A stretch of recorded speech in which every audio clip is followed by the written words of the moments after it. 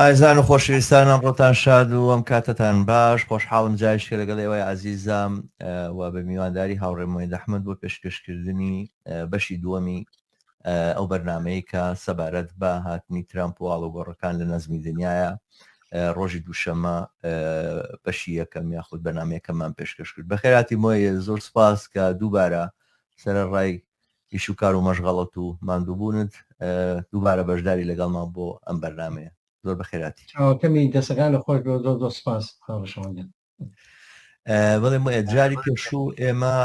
هاوڕێم وایە سەبارەت بە کاریگەریەکانی ترامپ لەسەر دنیا قسەمان کرد لەسەر بە جۆرێک لەسەر ئەوروپا لەسەر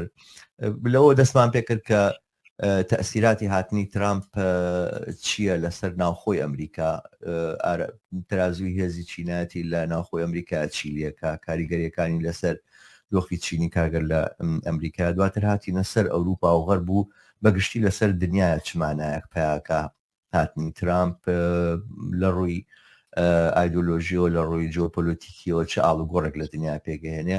ئەمڕۆ پێمان خۆشە زۆرتر سەبارەت بە خۆرهەڵاتی ناوەڕاست تەرکیز بکەین وە لە کۆتایی بەرنامەکەشمانە بەشێک بێڵینەوە بۆ وەڵامدانەوە بە پرسیاری چیکردن کۆمونیستەکان سۆشیالیستەکان لە ئاستی دنیا چینی کارگەر لە بەرامبەر هاتنی ترامپا لە ئاستی دنیا چه سیاسەتێک دەتوانێت وەڵام دەرەوە بێ و خۆمان لە خۆراڵاتی ناوەڕاست داژین سەرنجام پرسیاری چیکردن بۆ ئێمە مەترەحە ئەمە لە بەرامبەر کاریگەریەکانی هاتنی ترامپە لە خۆرهەڵاتی ناوەڕاست چی بکەین و چۆن چۆنی بەرەنگاری ئەمە ببینەوە وەکو کۆمونیستەکانی خۆرهەڵاتی ناوەڕاست. من دیارە هەر سەرتا سوپاسی گشت ئەو هاوڕێیانە بکەم کە بینێری بەرنامەکانمانن داوایان لێکم جارێکی تر لە ڕێگەی خۆیانەوە لینکی ئەم بەرنامەیە لە سوۆسیال میدیا لای خۆیان پەخش بکەن تاکو بینەرانێکی زۆرتر لەگەڵمان بەشدار بن و بینەری ئەم بەرنامەیە بن کۆمنتەکانتان هەر پرسیارێکە هەتانە تەنانە ڕەخنەکانیشتان حتمەن لە بەرنامەکەیە ئەدەینە بەرباس وە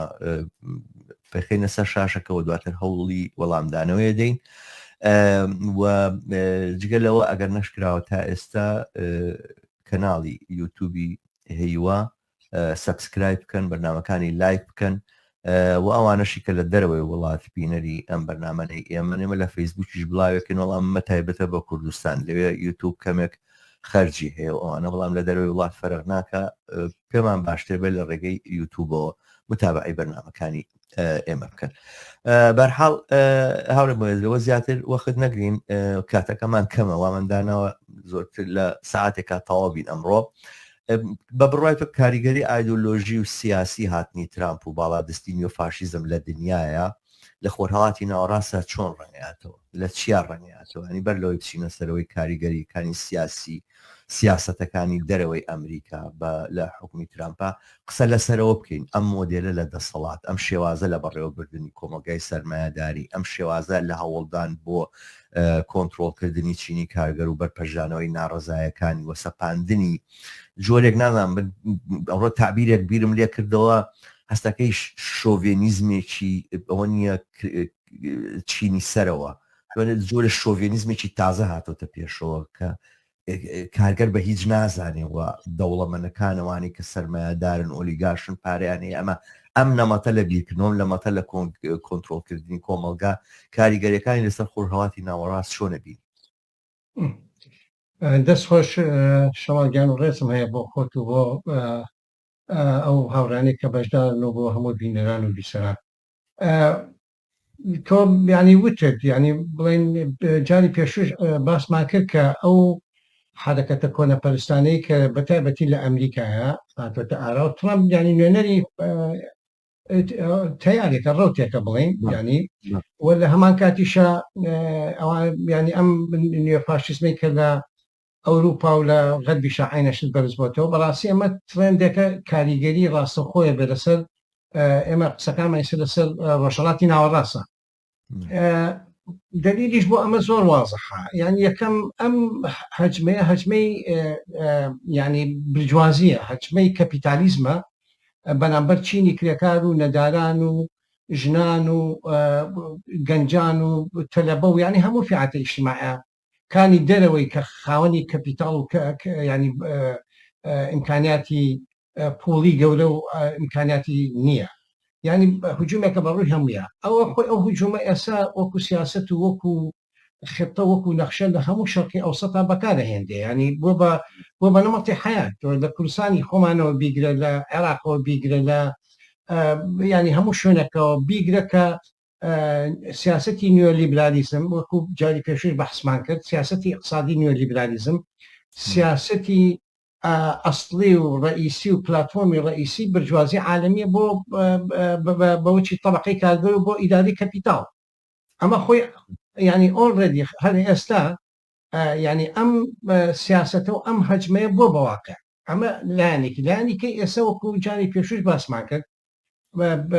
ینی ڕوتی ترامپ ئەم فاشیزمە ئەم نێو فاشیزمە جارێکی کە ینی خەسکردنەوەی ئەم هجوومەیە لەسەر چینی کرەکان لەبانی ئابوووریەوە لەباری تەهمیشکردنی کۆمەڵایەتیەوە لەباری لێسەرنەوەی هەموو حەق و حقوقە مەدەنی و سیاسی و فەردیەکانی و لە تحلیل ئەخیرا هجوومێکی گەورەش لەسەر مەکتسەباتێکە ژن بەدەستی هێناوە ئەسڵ وەکو کۆکتێلە لەگەڵ ئیسلامی سیاسی تێکەڵە بێ بۆ ئەوەی کە ینی سادە لەو هەژەماتانەی ئەم ڕژئێتە بکە کە لە عالەما بەرزبووتەوە لەناو منطقەی شەرقی ئەوسەتا بۆ هجوومکردنە سەر ئەو مافە مەدەنی فەردیەکان و مۆزوعی مەسەلەی ژنان ئەوە ینی بەواقعی زۆر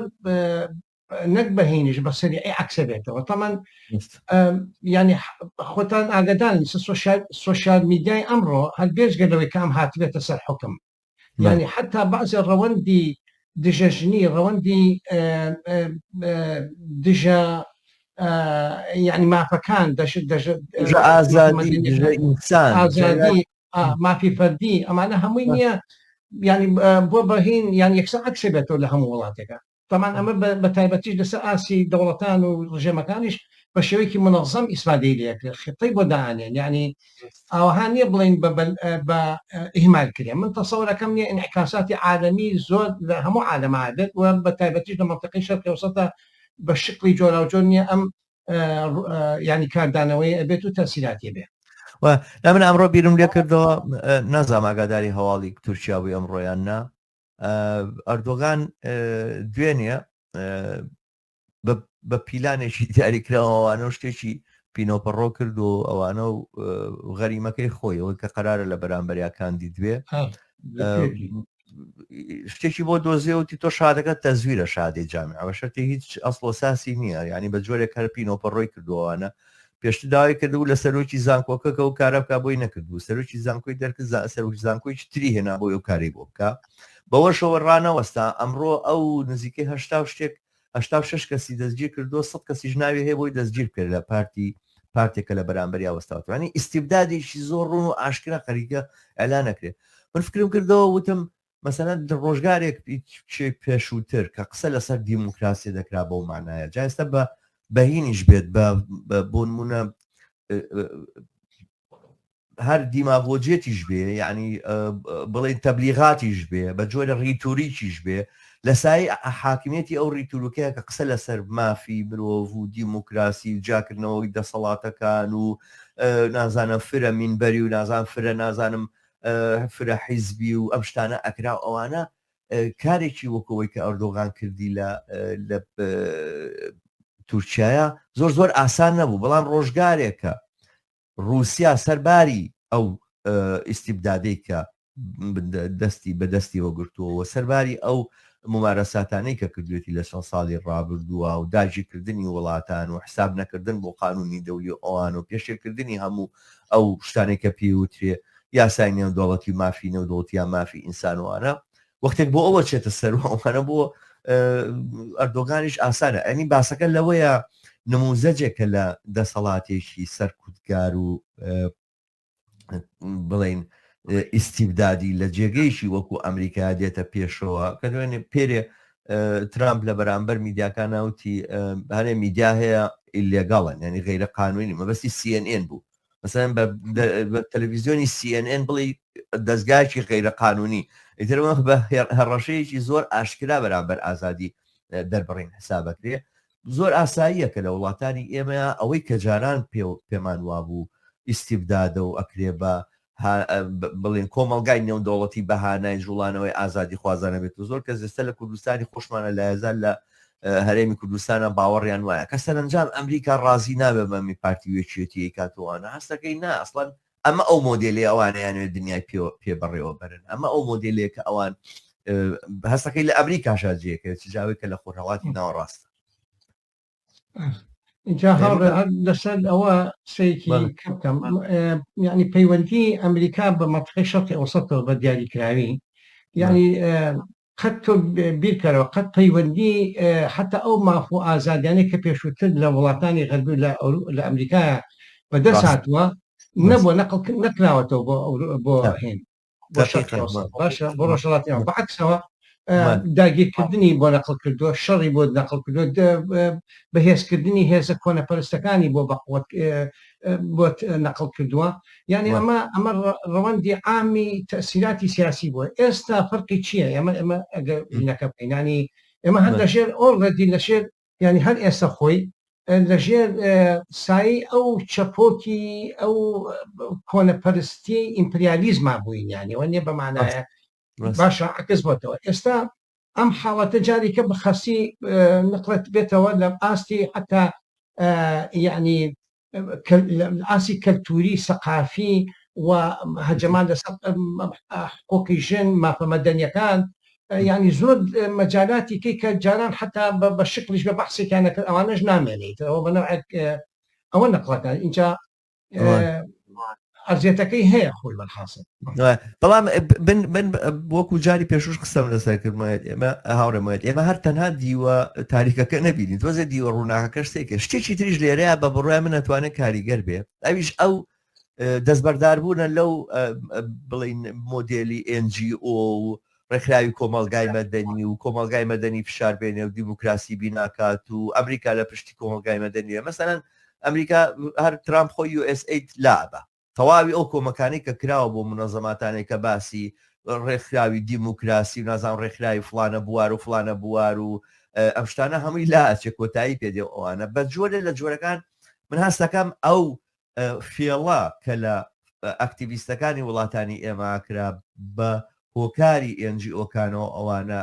لەجمەکران و لە چوارچێوێکا دائەنران و ناهێڕات تێکەڵ بە ماتریاڵی جوڵانەوەکەی خۆیان ببن و هەوڵی ڕێکخراو بوون بنەوەوانە ئیتر ئەرزێتێکی نامێنێ ئەوەی لە ڕابردووە نەخشەی بۆ کێشرا بوو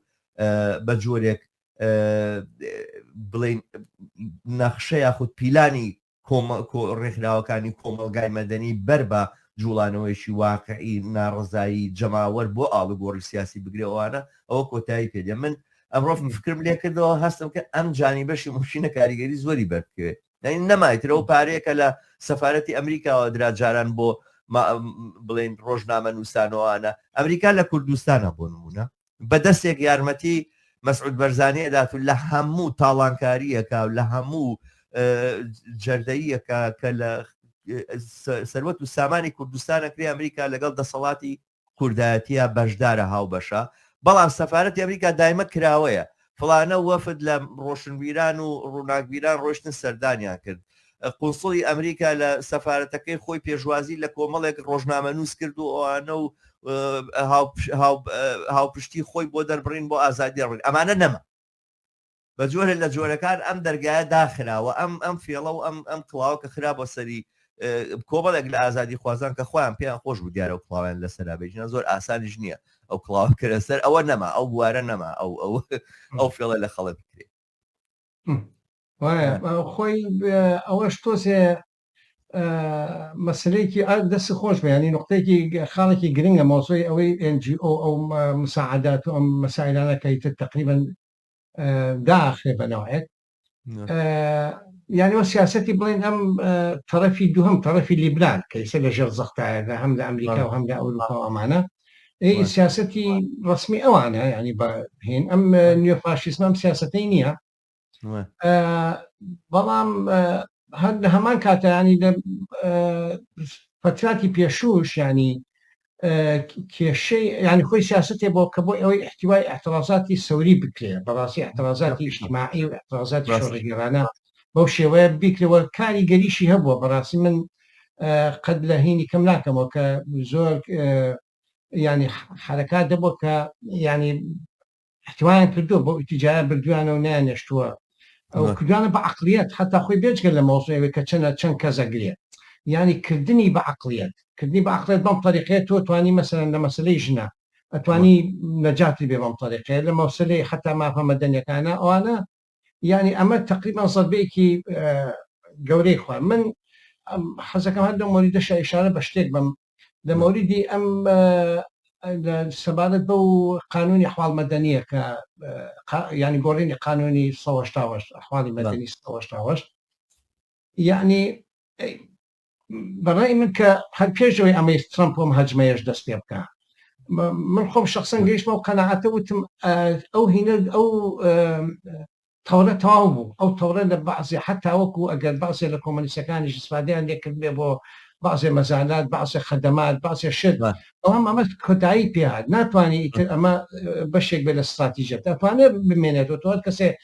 بەسیترین ئیسلاحی لە وەسعی ژنانە بکات لەگەڵ یان دەستی ناگری یەکێکە بچێ ژنێک دەستگارکار لە مردن چۆن نەبێتەوە هینی هین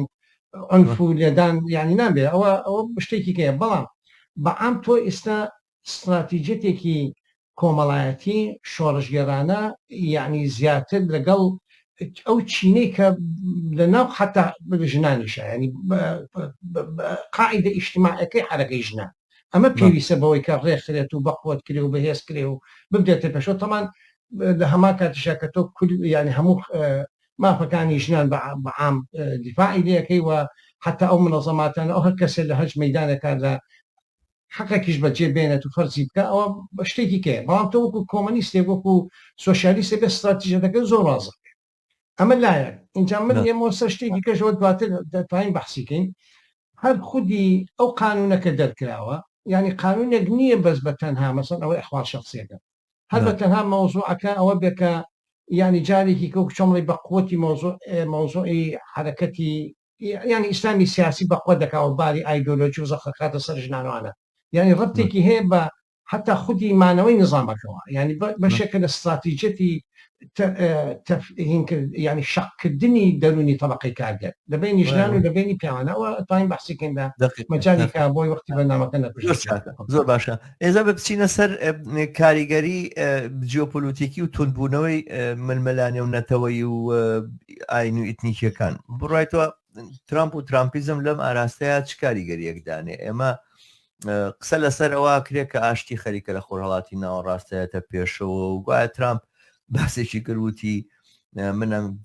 یان چاوەڕێی خەڵاتی نۆبلە ئەوە خەڵاتی نۆبل وەرگێ و ئاشتیم کەوانە و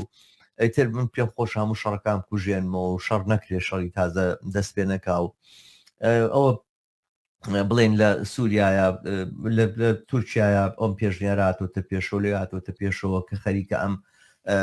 بڵێن ناکۆچیانە بە جۆرە کۆتایی پێدێ بە بڕای تۆ ئەم ترامپیزمە لە ئاستێکی لە ئاستی خۆرەڵاتی ناوەڕاستە چ کاریگەرێکی لەسەر ئەمە بێت ئێمە لەگەڵ دۆخێکی نوێ بەرەو ڕووین کە سەرمایه‌داران لەگەڵ یەکتر ئاشتە بنەوە یاخود ململانێ ئیتنیکەکان تونتر ئەبێتەوە چی ڕوئەدا بە بڕێت زۆر باش خۆش بێ خۆی ینی گەبگەڕێنەوە بۆ ئەسڵ سیاسەتی ترامپ لە بەرامبەر شەقی سەتا لە دەورەی یەکەمە زۆر وازە بوو زۆر ڕۆن بوو ینی ئەو فکرەی کاڵە مەسەرەن زۆر ئەم شەڕشتانەی کە هەبوو لە منتیقانە ئەم ڕخنەی لێگرێتەوە بێ مەسەرەن هێزەکانی ئەمریکا کشێتە دواوە و ئەمانە بەڵام لە هەمان کاتیشە کۆنە پەرستانە ترین و ڕەجعی ترین و ئەتوانم بڵێم ینی مسببی کارەساردانەوە لە ناوچەکانی ترامپ پێنایی ئەوەی کە دەمی ئیسرائیلی کرد بۆ ئەوەی کە جۆلان بخاتە سەر ئیسرائیل ئاسمەی قودس بگۆڕێن ئازام چی بکە مۆزۆی ئەبراهامی هێنا هەمووی ئەمانە ینی مەسائلێکن کە لەسەر ئەساسی تەمان وەلانان و تێکشکانی خودی قەزەی فەڵەستینی و مەسیری فەڵەستینەکان یعنی سیاساتی کۆنە پەرستانەی کە ئەوەی کە بێتە مسببی کارەسات نەکرد مجرد ئەوەی انشقاق و شەق لە بینی خەڵکا دروستکە یعنی ترامپ پێناوێتی ترامپ ئەمەیە ئەمە ئەوە ئێستاش محوەری ئەساسی سیاسەتی ترامپ لبرامبر منطقة شرقي وسط ناوچين روجلاتي ناوراس موضوعي دعم إسرائيل يعني التحالف بيستركدني إسرائيل وكو يعني وكو جملة امتدادي أمريكا لناوچكا أما سعودية ژنیە هاوڕێمەیە تاکیدکردن لەسەر ڕۆڵی ڕیادی سعودیە ژنیە لە هەمان کاتە مەسەری ئەوە من ئێمە سەری ئەوسا ئەوەش هەیە جان بڵێن ئەمە وەکو لایەنی ئەساسی جیۆپۆلیتیکسی و ینی عسکەری و ینی وەکو چۆن بڵێ بۆرەی منطقەی نفوس ئەمە ئیسرائیل امتدادی ئەمریکای و ترامپ ئەمە بە دەرەجاتێکی زۆر گەورە ئاباتە پێشەوە بە هەموو کارە ساتەکانیەوە کە لەگەڵ خۆیایی هێنی ئەخرەوە بە قسە ئێماڵین دعمی ئیسرائیل يعني ئیبادەی غەزە مەسەلە يعني بە 50,000 کوشتنی مناڵ و پیا و ژن و ئەمانە لە ماوەی چەند مانگێکە باشە دوێنێ ئەم چەند ڕۆژانەی پێشوو نازانم کەی بوو دوێنێ بوو لە 100 شوێنی غەزەی قەسب کردووە تقریبا حدودی 400 کەسی کوشتووە مناڵە 170 مناڵە باشە ئەمە ینی لەلایەن ئەمریکاوە ترامپ ڕێگەی پیاوە ترامپ بتوێتی ینی متفقە لەگەڵ کامە بکرێ ئەمە ڕسالەی ئەمە ڕسالەی ترامپ بۆ منطقەی شەرقی وسط ئەمە ئەم جانبیان لایەنێکی کەی استراتیجەتێکی کە هەیەی مۆسوعی زەخت لەسەر ئێرانە قەیناکە ئێستا ناتوانێت بە شەڕ بکات يعني سياستەکەی ئەوەیە کە بتوانێت دەردی خۆی بە عەرەبیە مەرحەدی قسای زخوت زەخت باشە فشاری ئەو پەڕیز فشاردانان لەسەر ئێران بۆی کە تەسلیمیکە و مەطالیبە ینی بە تایبەتی مەطلبی هەرا ئەساسی مۆزوعی وازێنانە لە قومەلەی نەوەوی نابێ ئێران ببێ بە ساحیبی قومەلەی نەوەوی ئەمە ینی سیاسەتی ڕئیسیەتی باشە و زەختەکە بەم ئیتیجا ئەگەر خۆ مەجای هەبوایە ئەگەر نەیزانایە کە ئەمە ڕەنگە یان چۆن نەتایجەکانی گەورەترەوە ئەم کۆنتترۆلی ناکە ئەلبەتە وەکو چۆنی سە بۆ غەزە ینی ئیتفاقەکە لەگەڵێکە ئەم ئیبادەیە بکە ئیسرائیل لە هەمان کاتەنێ بۆ ئێرانی شەوەیە کرد بەڵام بە هەر حاڵ ئەوە مشکلەدارترە قەزەکە معقەترە بێ لەگەڵ ئێرانە بێ سیاسەتی فشاری ئەو پەڕی فشار بەکاربێنێ ئەمەشی لە بەرامبەر ئێرانە لایەنێکی کەی لە بەرامبەر منطقەکانی کە هەمووشی هەر بە گوێری ئەو سیاسەتی کە هەیەی طبعاً ڕئیسی ئێمە حەقی پێشوا باسمان کرد محوەری ڕئیسی سیاسەتی ئەمریکا یەکەم زیادکردنی میلیتاریزمە ینی سەرفی تەسەلحکردنە زائیدەن مۆزوعی مواجهە و ئامادەکردنە بۆ مۆزوعی مواجهەی سین ینی کە وەکو قوتبی ڕئیسی بەرامبەری و هەم لەباری اقتصادی سیاسی عسکەری ئەموو هەمووشتانە ئەمە سیاسەتی ڕئیسەتی بۆ مەرحەلەیەکی معەن ینی احتیمالە ئەمە هین کات ینی وەکو چۆن بڵێ منطقەی شەرقی وسط جارێ مەجای جەنگنانەوەی وەکەوەی بۆش جەنگی نایەوە لە عێراقامانە نەبێ بەڵام بە هەر حاڵیسە ئەو جەنگانە سێرەکەی ئەمە ئیسرائیل لە بەرامبەر فەڵەستینە مەطرحە ئەمەی حوسی عینە شدێ خۆ ئەمریکای هینە چۆتە ناو شەڕەکەوەتیایە ئەمانە ئەم جانبێکی کەی سیاسەتی ینی کەپیتالیزمی عالمی سەرمایه‌داری عالمی من پێشوتیش باسم کردووە لە مناسباتیکە ینی ئەمڕۆ سەرمایە لە دنیا سەرمایەکی جیهانیە ینی ئەم ینی سەرمایە نییە بڵی لە شوێنێکە بەجیا بە لە منطقەکە خۆی نمووەکات و ینی حەرەکە دەکەەوە باسی سەرمایەکی بچوو دەکەین بەڵام سەرمایه‌داری جیهانی ئەمڕۆ کەپیتاڵی گەورە لە عالەمە ینی شەبکەیەکی ئەختەبوتیە لە هەموو عالەمە و لە منطقەی شەرقی ئەوسەتا پێش و تیش بەحسیەوەمان کرد حتا مۆزوعی تەطبیعەکە کە هاتە ئاراوە ینی ئەوەیە ئەم مەساڵحانە لەگەڵ یەکا تێکەڵن و لە هەمان کاتیشە ئەمریکا ینی کەیسە بڵێن ئەم سیاسەتەی وەکو وتم من جاری پێشوی بەحسم کرد سیاسەتی ئەسڵی ترامپ سیاسەتی دژەکرێکاریە ڕەحمە هەموو ئیتعایەکی بۆشتەوە سیاسەتی جوابانەوەیە بە ئەزمەی سەرمایە بەم شکڵە بەم شێوەیە جواب بە ئەزمەی سەرمایە ئاەتەوە لە منطقەی شەرقی ئەوسەتیشە کە لە علاقاتی لەگەڵ سعودیە و ئیمارات و ئەمانە ئەوانە بەقوتکەوە فعلا بەقوتیشە لەگەڵیا وەکو چۆن بڵێ جەنبەی دیبلۆماسیش حتا گەسم لە حەزەیکەی ینی دووسێ مناسباتی هەمووی نەقڵ کردو بۆ سعودیە هەر ئەم هینەیە ئەم ئەمانە ینی لە بەرامبەر سعودیە و بەرامبەر ئیمارات و ئەمانە مۆزوعی ئەوەی محافەزەکردنی ئەم مەساڵح اقتصادی و ئەم ئیندیماجی کەپیتاڵە لەسەر ئەساسی منطقەی کە مەسەنێ لە سووریا حساباتێکی کاکە لە حسابی عێراق حساباتێکی کاکە مەسە سیرەکەی ئەوە کوتم لەگەڵ خوسیەکانە هەر ئێستا خۆی چۆتە شەڕەوە لەگەڵیانە ینی محوارەکەی توانین بیکەین بە دوو بەشەوە هاوڕێ شەماڵێکێکیانەوەی کە محوری ئەسلی مۆزوعی استراتیجەتی ینی پاپشتی استراتیجەتی ئیسرائیل و هەموو ئەو سیاستانەیە کە ئیسرائیل ئەوێ تەنفیزی کات و مەشروعی ئیسرائیلی گەورە و ئیلە ئاخری ئەمە لایەکی کەشی آخر دەرەجە لەم ینی تونکردنەوەی علااقاتێکی اقتصادی بەو قەدەرەی کە ممکنە و حتا ئەگەر زخوتی سیاسیش دروستکە لەسەر وڵاتانی وەکو میسر و سعودیە و ئیمارات و ئەم منطقانە ئەمیکەی عێراق و سووریا و ئەمانە بۆرەی هینن ینی ئسمەسەن لە عێراق بە دقیقی حەزەکەم ڕێی تۆ بزانم لەسەر ئەو شتە زۆر باسی ئەوە کرێ ئەوە ئەو ڕژێمەی لە عێراقایە سەرە و بنەبێت هەڵەگەڕێتەوەی چی بەسەری چۆ نامێنێ ئەوە هەتا ئیسلامی سیاسی زەربەی واخوا بەدەستی ترامپ ئێران کە ئیسلامی سیاسی تر لە ناوچەکەیە سەردانەوێنێەوەتان ماوە نامێنێ دیارە بە بەشێک ئەڵێن ئیسرائیلی شەم کاراکە بە بڕای ئێوە ئەم نەتایجی سیاستەکانی ترامپ ئەوە ئەبێ کە خۆرەڵاتی ناوەڕا لە دەست کۆنەپەرستی ئیسلامیزم ڕزگاری بێت قەت ڕەچێت ئەم شانە نایەنێتە ئاراوە بەڕاستی ئینسانەوە بێ زۆر بەڕوونی و وازحی ڕوونی کاتەوە بۆ عالم ینی مەسە خۆ هەموو پێشەوەی کە ینی سەدام بڕوخێ ئەوە بۆ ئانۆمە دیموکراتت نەقلبە بۆ ئەم منطقەیە و هەموو شتێ بێ بە ئازادی و بەمەوبەوە بەڵام لە هەمان حاڵەتە ئەم حیزبانە هاتنە سەر حکم ئەم ئیسلامیانە هاتنە سەر حکم ئەم کۆنەپەرسیە تۆ تەسەوڕ کرد لە ئینتیفاضی 2019 ینی ئەوان ئەڵێن 800 ینی احتمالە 1000 و 1500 کەس کوژرا بێ باشە ئەوە سیستمەکەیە کە اعتراضاتی نۆرمەڵ ینی هین کراوە تەظاهرات کراوە باشە ئەو هەموو گەنجە ژن و پیا و ینی گەنج و هەمووی نییە قەت و عام کرد باشە ئەوە دیموکراتێتەکەیانە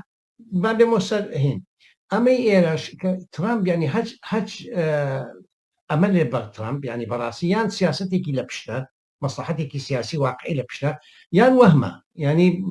حاڵەتەکە حاڵی نابێت ترامپ دەقمی کۆنەپەرستیەکە خۆی نوێنەری کۆنەپەرستیە لەناو ئەمریکا خۆی نوێنەری لەسەر ئاسیا ئەوروپا خۆی نوێنەری کۆنەپەرستیە لە عالەمان نوێنەری کۆنەپەرستیانی عێراق چییە ینی شتێکی زۆر شازە کە بێت مەسەن هینی بۆ بێنێت لە ئیسلامی سیاسی زیاتری بۆ تەقدیمکە شتێک ئەگەر شتێکی کە بێنێت لە ئیسلامی سیاسی بێتەوە خراپتر بێت یعنی شتێکی وایەنێ بەڕای من مێسێجی ترامپە بۆ عێراق ئەمە ئەوە اینجا شتێکی کەش ینی من قسەکەم ئەوەیە کە ئەوانەی وا دیعایەکەنەوەمانە دوو مەسلحەتی ئەمریکا ئێستا لە بەرامبەر بە عێراق با ئەوەش لێک بینەوە یعنی عێراق حتا جانبی اقتصادیەکەی میزانی عێراق ئەو پارەینەوە تا ئەچێتە بانکی فیدراڵی ئەمریکی یعنی عێراق عێراقی ئەمریکا و لەگەڵ عێراق فەرقی هەیە لەگەڵ دەوڵەتەکانی کە حتا وڵاتەکانی کە ئەوها نییە یعنی ئەوە کۆنتترۆلی بەسەر ئەوزاعی عێراقا هەبێت وڵاتێکە داگیرکەوە چۆتە دەرەقەی ناکە بەجێ هێشتەوە بەس داگیری کردووە ولا زان مجموعە هینی ماوەتەوە تو لەلای ئەوان دەردی خۆیان ڕەنگە تعبیریکە تووشی نەخۆشیە بۆ کە ئاسا ئیسلامی سیاسی هاتوۆتە سەر حکم ئەوان ناتوانێت ئیداریکەن یعنی بە مەڕزێکی لاوەکیە بینێ بە شتێکی لاوەکی بینێ ئەمریکا بەرامبەر عێراقا مەساڵحی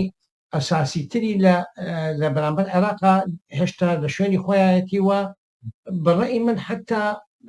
یعنی تعاملی لەگەڵ عێراقا هینە فەقەتە ینی لەگەڵ وڵاتەکانی کە نییە اینجا ئەو ئێوە فعلەن دەوری مەسەرەن میلیشاکان کەم کاتەوە دەوری ئەوانەیە کە لەگەڵ ئێرانان کەم کاتەوە بەڵام مؤسسەی حاکم لە بەری لە عێراقا ینی نظامی سیاسی کە حاکم و دەوڵەتی عێراق ئەمە ارتباطێکی هەیە لەگەڵ خەڵک و لەگەڵ ئەمریکایە بە تایبەتی ینی بەشێکە لە نەدەوری کە پارەکە چێتە فیدراڵەکە ینی سووقی عالەمی و ارتباطی اقتصادی عالم عێراق بە عالمەوە زۆر هینە زۆر ینی چۆم لە زۆر مندەمیجیتر لەگەڵیان ماوەتەوە کە ئەوەی ئەم میلیشیا و ئەم هێزانەی کە بڵێن سەر بە ینی هینی ئیسلامی سیاسین و سەر بە ئێران ئەمانە کەم کات قەتعیکە ئەمەیان بۆ هینەکەی ئەمە چەندە تەطورەکات بە ئیتیجایەکە کە مەسەنی سەر دیعایەکەڵێن لێیانوانە احتمالە ئەوە من تەسەورەکەم عێراق خاتە دوای ئەوانیکە ینی مەسەن هەم بە نسبەت ئیسرائیلەوە هەم بە نسبەت ئەمریکاوە یعنی شتە ئەسڵەکان ئەڕۆن بۆ ئەمریکا ینی مەساڵحە ئەساسیەکان ئەڕۆن لەبەر ئەوە ئەم زەختەشی هەیە بۆ ئیتیجایی کە ئەم ینی حەشت و غێرە حەشت و ئەم فەسائلانە دەوریان کەم ببێتەوە و لەو نقطەی ئەگەر ببێ بە ئەزمێ بە شتێک ئەو وەختە ئەتوانێت ینی ئەکا بە ئەولەویەت ئێستا ئەولەوێتی نییە من بەڕێی من بۆ ئەمریکا و شکای تقریبا ماشیە ئەمەنیە لەو مۆزەی ئیسلامیزمەشە کە بازەکەن کاڵێن جمهوری ئیسلامی لە بین بچێتوانە ئیسلامیزم زەربێکی گەورە خواتوانە معلومە لە ڕووی سیاسیەوە کۆمەڵێک ڕێکخراوی زۆر هەن کە لەلایەن جمهوری ئیسلامی ئێرانەوە لە ئەم ساڵانەی ڕابردووە قەڵەو کراون دابەستە بوون پاریان ئیمکاناتیان لە بەردەما بۆ لە بەردەسا بۆ لە ڕووی ئەمنیەوە لە ڕووی سەربازی و لە ڕووی لۆجستیەوە لە هەموو لایەنێکەوە کۆمەکراونەوەوانە حتمما هێزیان گرتووە بەڵام ئیسلامیزم لە خۆڕاتی ناوەڕاستە لە وڵاتە ئیسلامەکانە ئەمڕۆ زیاتر واوەترە لەو ئەحزابانە و لەو گروپانەی کەوا شەکیان پێ ڕاستە شەک و سەرە نێزەوە ئەوانە هەمیشە وەسیلەیەک بووە دەمەزەتکردنەوەی دەسەڵاتی ئەمانەوە هێشتنەوەیان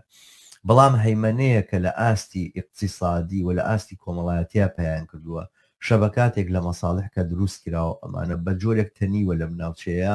ینی تو ئێستا لە سلێمانیە خۆگەر بە هێزی چەکدار بێتەوەوانە یاخود لە هەولێرە ئیسلامەکان ئەو چەکیان لەبەردەستانیە بەڵام لە ڕووی کولتورێکەوە کە خەریکن لە کۆمەلگایە جێخێنەوە تۆ کە باست کردێستەوت دژەژنی لە ناو سۆشال میدیا چۆن فراوان بۆ تۆ ئەمانە بە جۆرێ هەستەکەی هەیمەنەیەکی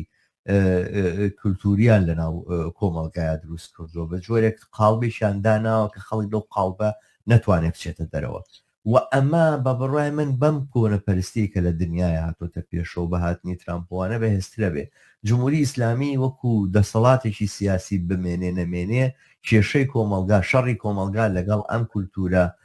داسەپاوەیە و ئەم کولتورە مهەیمینەیە کە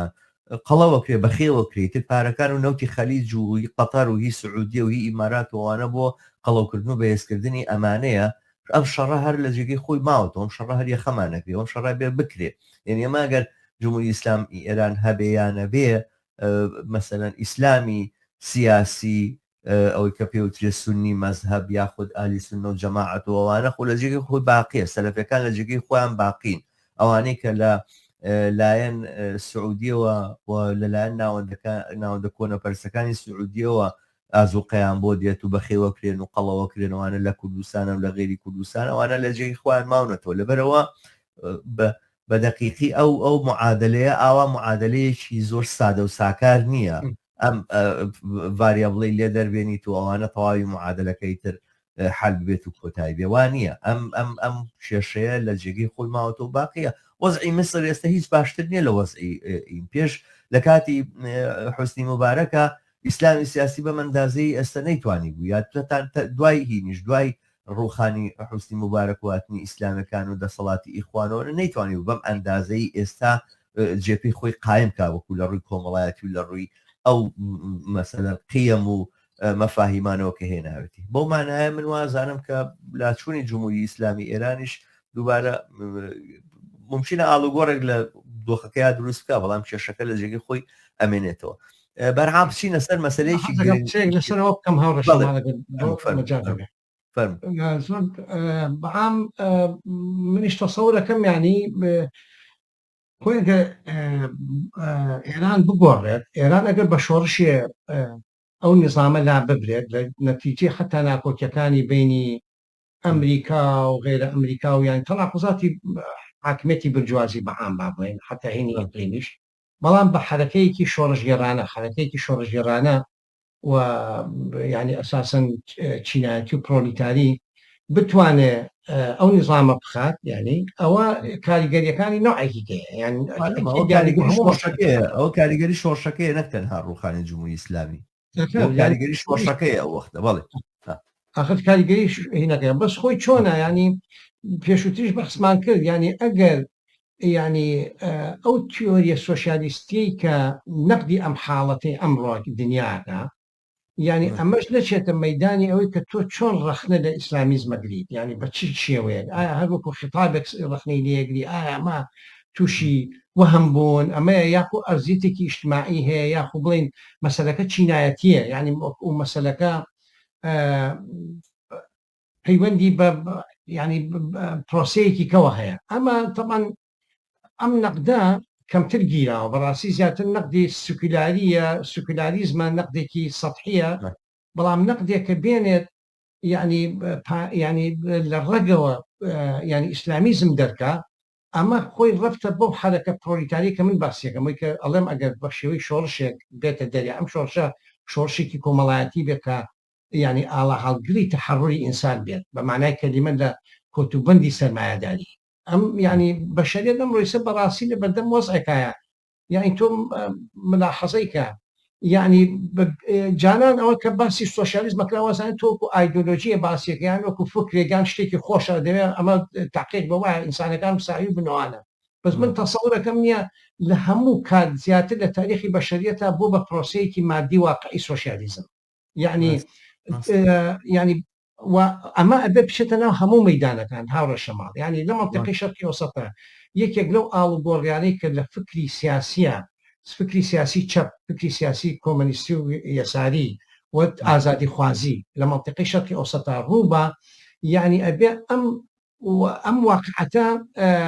ینی ناتوانانی تۆ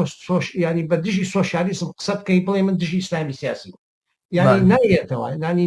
نیۆناچڵەوە بۆ ینی ئەو پرۆسەی کە ئەو واقعەتی کە ئیسلامی سیاسی بە قوتەکە هەمان و واقعەتە بەقایەتێک کە حرەکەی سۆشیالیستی و کۆمەنیستی بە دژی وەسێتەوە ینی حرەک بۆ کوشتێکی واقعی نەک بڵێن مەجموعە ئەفکار و شتیوە اینجا من قسەکەم چییە ینی سڵاح دژی ئیسلامی سیاسی زۆر ڕەبتە بە مۆزوعی پەرسەندن و چوونەبانی دەدینەڵێ ینی فکری سۆشیالیستی و فکری انتقادی مارکسیستی بەرامبەر ئەوزاعی ئەمڕۆی دنیا و بەرامبەر ئەوزاعی منطقی شەرقی ئەوسەتیش تەمان ئەگەر بەسیترین دەستکەوت حتا پێشەوەی سەورەش ببێت بتوانێت مەسەن بە شێوەیەک ئەمە ببێت بە وعی عام لە نەتیجەی تەناقوزاتی کۆمەڵگەکە و وجودی ئەحزابی کۆمەنیستی بەهێز و ئازادی حرەکەیەکی ئازادی خوازی بەهێز ینی هینە بێت پاشەکشەی پێکات بەڵام ئێستا دەدیتوتە وڵاتانی غەربی وڵاتانی خەلیج هەمووی نیە دامی ئیسلامی سیاسیەکە ئیمپریالیزم دامی ئیسلامی سیاسیەکە نظامەکە بە ئیسلامی سیاسی بەڕێوە ئەبرێت هەچی ئەوامیلە نییە یارمەتیانە کە ئەمە جانێککە بەردەوام ببنەوە بەڵام لە هەمان کاتیشە ئەو قسەیەشمان کرد پێشووتر یعنی ئەگەر سەورەیەک لە ئێرانە ڕووبە ئەکید ئەو شۆڕشە لە هینا نامێنێت ناو ئێرانە نامێنێتەوە بێگومان هەموو دیاردەکانمان دیاردەکانی ئەمڕۆ لە دنیاە ناتوانن دیاردێکی مەحەلی لۆکاڵی بمێنەوە بەتایبەت لە خۆرهەڵاتی ناوەڕاستە جمهوری ئیسلامی ئێران بە شۆڕش بڕوخێ شۆڕشەکە ئەبێتە دیاردەیەکی ناوچەیی هیچ گومانێک لەوەیان نییە بەڵام باسەکە لەسەر ڕوخانی جمهوری ئیسلامی نیە لە بەرامبەر باسەکە لە شکستیاتی لە بەرامبەر ڕوتێکە کە لەلایەن ترامپ و ترامپیزمەوە دامەکرێت فاشیزمی ئێرانی کە هیچ کەمتر دواکەوتونێ لە ئیسلامی سیاسی و ئەوانە جابا لە دژی ئیسلام بێت و لە دژی ئیسلامی باڵادەستی حاکم بێ ئێستا لە ئێرانە و ئەمانە کۆنەپەرستر و دژە ئینسانی ترە لەم ڕوتێک کە هەیە بەو ئایدۆلۆژیایە بەو نەمەتەی کە قسەی پێکەن بەو ئایدۆلۆژیایی کە هەیەە بۆ ئەفکارە سیاسانی کە هەیەە خۆمە لە سوۆشیال میدیا و لە میدیاکانەوە بەردەوامی ئەیان بینین یانەمانە بێنە جمهوری ئیسلامی چاڵ و گۆڕێکی بڵێن پۆزەتیڤی نەبێت دوایەوە مەسلەیەکی تری ئەساسی زۆنگایەکە کە لەم کۆمەلگایانەیە دروست کراوە یعنی ئەم کۆمەلگایانەی ئێمە لە خۆرهەڵاتی ناوەڕاستە کۆمەلگایەکە لایەزار زیندووە لایەزار سڕاعاتی تیاملولانی تایە بەڵام ڕۆژ بە ڕۆژ قەراغ و کونج و کەنارەکانی ئەبێتە زۆنگاوێکە لە غەیری ئەم کۆنەپەرستیەوە لە غەیری ئەم ڕەوتە دژە ئینسانیە زۆر سەختە ڕەوتی تری و ئەیلی تریتیا گەشەبکانی تەسەوری تریتیا گەشەبکەوەوانە بۆتە مۆڵگەیەک بۆ گەشەکردن و پەرەگرتنی ئەمانەوە ئەمە ئەو واقعەتەیە کە ئێمە لەگەڵ ئیسلامیزمان لەگەڵ یە بەرەوڕووی ئیسلامی سیاسی تۆزە لەفزێکی بە بڕای من قاسرە بۆی تعبیر لە ئیسلامیزم کاوەکو جوڵانەوەیە کە ڕۆژهەڵاتی ناوەڕاستی بەڕاستی بە جێگایەکی زۆر نالە باش گۆڕیوە بچینە سەرخێ خاڵیتر کە زۆر گرنگە پێم وابێ بینەرانمان چاوەڕێی ئەوەکەن لەسەر کوردستان چی کاریگەری هاتنی ترامپ و ئەم ڕەوتە نیۆفاشیستی لە دنیاە و ئەم ئاڵوگۆڕە سیاسی گەورانی کە لە دنیا ڕۆیە چکاریگەریشی لەسەر کوردستانێ هەیە. زۆر پێیان وایە لە ناسیۆنیستەکان بە تایبەت ئەم جاریان لەواشە بۆ کو شتێکی تیاوێ. چۆنێ بینی هاوڕێ؟ نازام ئەوە چۆن هینکەوە حتا تبریدی هینی ئیسرائیلی ژەکەن یانی وەنی ئیسرائیل دەعمی کورد دەکاو شەرمەزاریە بۆ حەزەکەن دراوسێمان بن پیان خۆشە بن بە دراوسێمانەوە نیە بێن ئاوا لە مەمتیقی سووریا ئەوانە ئیترە بن بە دراوسی کوردستان ینی هینەکە تەسویرەکە ئاوایە. تۆ مەسەن هێزێکی فاشستی وەکو ئیسرائیل تۆ تەمەنای ئەو کە مەسەر مۆزۆی مەسلەی میلی و ستەمی نەتەوایەتی لە ڕێگەی ئەوە حەلبێتەوە بۆ هینکاتوانە یعنی نایەتەوە لەگەڵ منطقی ئینسانی و حتا عەدالەتی قەزەیە کە دژایەتی دژی ستەمی نەتەوایەتی ئەوانەیە ئەو جەرایەناتە یعنی ڕەوتێک باسی لێکات و دیفاعی لێکات بەڕاستی کە ڕەوتێکە ینی مەسلحەتێکی چینایەتی تری هەیە سەر بە بورجوازیە و ناسیۆنالیستێکی بورجوازیە و لای مهم نییە خۆ ئەمەشماندی ئێمە تۆ ملاحەزەکە هەر بەڕاستی ئەو کەڵچەری کە لە ناو خودی حرەکەی کوردیە ناسیۆنالیزما هەیە هەند لە بیدایەتەوە تاکو ئێسەی یعنی دائیمەنەوە بێژگە هیچ لە ئیسفادە لە هینەکانەکە لە ینی سراعاتی ئیقلیمی و ئەم دەوڵەتانە و ئەوانە بەڕێپەوە وازحە بەڵام لایەنێکی کەی هەموو جارێ ینی مەسەلەن من مناسبەی کا باسم کردووە ینی سیاست ینی سیاستی دژی ستەمی ملی یەکسە قەت ئەیکا بە سیاستی جیۆپۆلیتیکسیکا بەوەی کە بێتە سەطحی دەوڵەت تۆ تەسەوری کە لە هەشتاکانە ئەو هەموو کارە ساتەکە خەڵکی بینی بە بەنێ حەلبی عێراق و ئێرانیەوە باشە ناسیۆنالیستەکان باسیوانە کە ئەم حربە بابێ بە عێراق زەعیفە بێ ئێمە هینکەین یانە ئیسفادەی دەکەین بۆ مەسەلەی ملی کە باش آخر بکیەوە خۆی هاتوو لە کوردستانە خۆشەڕەکەکە ئەوە هەمومان لە ناوەچین باشە یعنی ئەو هەموو عالەمە ئەکوژێ لەو جبهانەی جەنگە ئەمە چه هینێکە چ مەمتقێکی سیاسیە چ ئینسانیەتێکی دیایە ئەسڵان ینی بەڕاستی نیە ئەم مەمتقەی کە ئەبێ وەکو چۆن شتێکی معتەبەریشی بازەکەن و هینەکە نێوە یەکێدا سیاسەتە اینجا ئەمە بەنەوعێکی کە ئەوە کەوەی سۆ خەسە بەنەوعی کە نەقلی کە بۆ سیاسەتین با ئیسرائیل بیان مەتیماوە با ئەمریکا بێ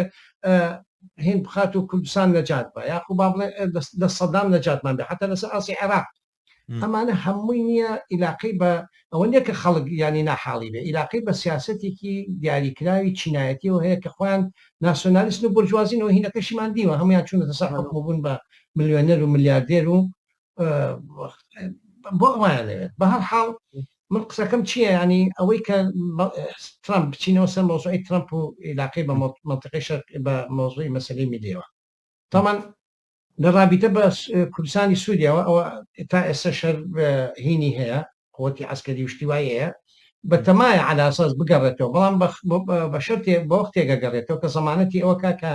ئیلا حەدی ما منافیسەکانی شوێنەکەی ناگرنەوە یعنی مەسەن وەکو رووسیا وەکو ئێران وەکو ئەمان ئەمە لایەکی کەشی کە یعنی هین هینیان نییە ئەوە منێن لە خطە و من تەسەوەر ناکەم لە خطە و بەرنامەجی ترامپ ئەوە هەبێجانێت بێنێ مەسەر منطقەی کوردستان جیاکاتەوە هەم احتیکاکی هەیە لەگەڵ تورکیا بەڵام بۆ دەرەجەیە نییە کە بیگاتە ئەوەی کە بڵین کوردستانی سووریا بڵین بکا بە کیانێکی سیاسی دیفاع و شەڕ لەسەر ئەوە بکاتوانە ئێسش کە شەڕ و دیفاعی لەکەن لە رابطە بە مەسائلی استراتیژی ترەوەیە لە پەیوەند بە کوردستانی عێراقەوە عینە شت مەصالح و استراتیجەتی هەیە بەڵام بێت نقطە گرنگە ئێمە لە بەرچاومانە بێ ینی ئەمە ئەم مەصالحانەی ئەمریکا لە پەیوەند بە حتا ینی ڕژێمی سیاسی کوردستانی عێراق و حتا بە عیلاقی بە مۆزوعی قەسەد و مەزلوم عەبدی و مەجموعەی سووریا یعنی ئەمە عیلاقی بە مەسلحەتی خەڵکی واقعیەوە نییە ئەمە سیاسەتی استراتیژی ئەمریکایە لەگەڵ ئەم حیزبانە و حیزبانش مەسلحەتیان هەیە لەگەڵ یاخۆ من بە حتا بڵین بە نڵێن عمیلەیان شتێک لە بابەتە مەساڵحی تەطابقەکان لەگەڵ مەساڵحی ئەو لەگەڵ یا ئەوە دقیقە بەڵام ئەمە ڕەبتی نییە بە مەسەلەی خەڵکەوە ڕەبتی نییە بە مەسڵی مەساڵح و ئازادی خەڵکەوە بێجگەلەوەی کە بەعکسەوە ئەبێ بە قوتێکی قاهر بە دژی خەڵکەکە ئێستا وجودی و تەحالفی ئەمریکا لەگەڵ دەسەڵاتی سیاسی لە عێراقا لە کوردستانی عێراقا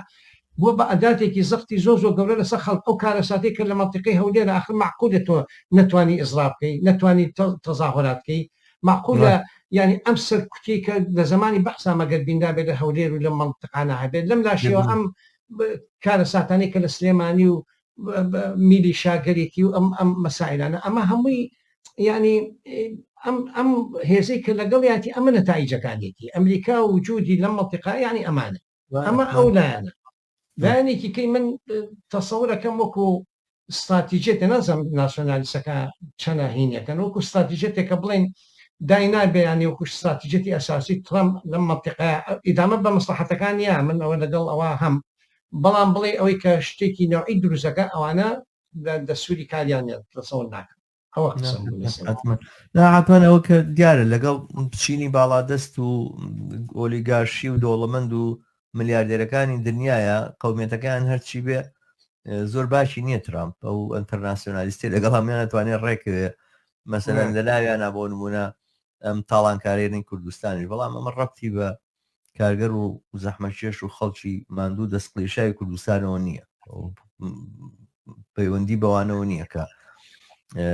لە بڵێن سەرەی خانە نشینیان ڕاوەستن لە بەرگەرمای هاوین و سەرمای زستانە ئەمرن بۆی کەوا 250,000 دینار وەربگرن و مەمرە مەژی پێ ژیانی پێ بەڕێبەرن پەیوەندی بەوانەوە نییە یەک کوردیشمانیە تا بڵێن قازانجی لە چیە لە کوردستان دوو نەوع کوردمان هەیە نازان جگە لەوەی کە زمانەکەمان یەکێکەوەوانە من و تۆ چییە بەم بەستێتەوە مەسعود بەرزانیەوە ینی ئەم ناسنامە و ناسنامەی کە من و مەسعود بەرزانی ئەکا بە یەک بوونەوە و یەک بەرژەوەندیمان هەیە و ئەمانە ئەبێت چەند درۆ ناوبۆش بێ چی هەیە مەسەلەن چه شتێک هەیە کە بەرژەوەندی من و تۆ بکا بە یەک بەرژەوەندی لەگەڵ بۆ نمونە پاوێڵ تاڵەبانیە لەگەڵ دەسەڵاتدارانی سلێمانی لەگەڵ دەسەڵاتدارانی هەولێرە نە ژیانمان شێوازی ژیانمان یەکە نە ئیمکاناتێکە لە بەردەستمانایەکە نە مناڵەکانمان مەسەلەن مناڵی خەڵکی هێژار و خەڵکی دەوڵەمەند لە کوردستان ناچن بۆ یەک مەکتەب نە لە یەک خەستەخانەیە معالەجاکرێن نە لە یەک باخچەیە ئەتوانن پێکەوە هینکەن لە هیچ شوێنێکی ژیانە لە هیچ جێگایەکی ناو ئەم کۆمەلگایە ئەم دوو بەشە ناتوانێت تێکەڵ بێت ئەوە چۆنەوە ئەم دوو بەشە جیاوازە لە ناوم کۆمەلگایە لە ژێرێک ناونیشانی کووردا کۆکرێتەوە یەک بەرژەوەندیشی بۆدانێن ئەنجام ئەمە ئەم بەرژەوەندیە ئایا ئەمریکا ڕعایەتێکە یا ڕعایەتی ناکە پشتیەگریا پشتی ناگە معلومەکە بچینە پشتی مەسعود بەرزانی بگرێ پشتی کۆنەپەرستترین دواکەوتوترین لە دژە ئینسانیترین و دژە ئازادیترین دەوڵەمەندەکانی کوردستان بەڵێ